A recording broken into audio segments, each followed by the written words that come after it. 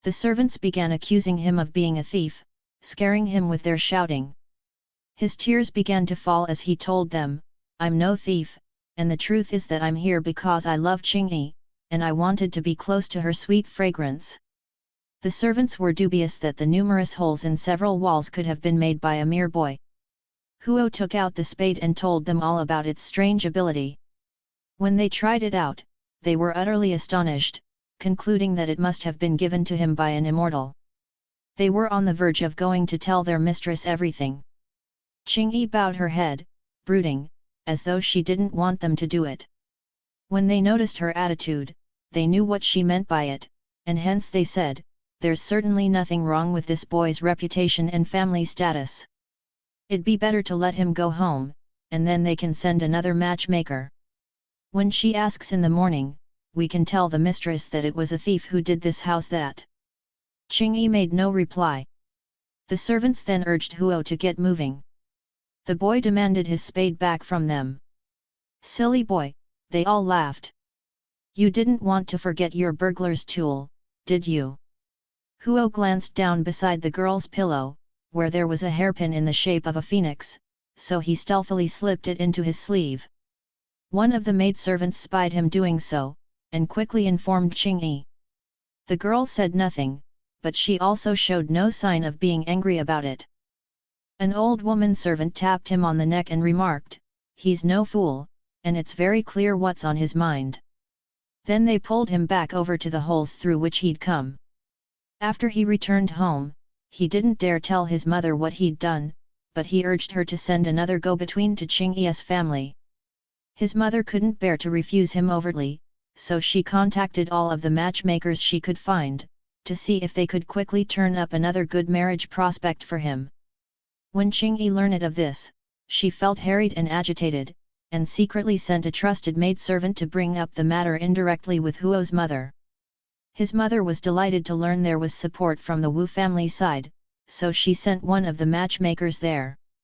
About that time, one of the maidservants disclosed the earlier matter of the holes to Qingyi's mother, and when she learned of the disgraceful deed, she became absolutely furious. The go-between's arrival provoked an even greater display of anger from her, as she took a stick and struck the ground, reviling Huo and even directing some of her verbal abuse at his mother. The frightened go-between hurried back to Huo's mother, and reported everything she'd just heard. Huo's mother became equally angry and exclaimed, "I have no idea what my unworthy son has done. But why lash out at me, too? If they were engaged in sex, why didn't someone just kill my libertine son and her wanton daughter?" From this point forward, she began telling her relatives everything that had happened. When Qingyi heard about it, she felt so embarrassed that she wanted to die. Her mother really regretted what she'd said, but she couldn't stop Huo's mother from speaking out. Qingyi secretly sent someone to smooth things over with Huo's mother, conveying her vow that she would never marry anyone but Huo, expressed in an earnestly solemn rhetoric. Huo's mother felt moved by this, and subsequently ceased her damaging comments, but because of the things that had been said to the relatives and the go-between, nothing went forward. It happened that in Shaanxi, a town magistrate named Ou had read Huo's essays and thought highly of them, so he began frequently summoning the boy to his office, where he could bestow favors on him. One day, he asked Huo, "Are you married?" "Not yet," the boy replied. After responding to Magistrate Ou's inquiries, Huo then told him, "For some time, I've planned to make arrangements to marry Judicial Reviewer Wu's daughter, but following a slight dispute, nothing has happened.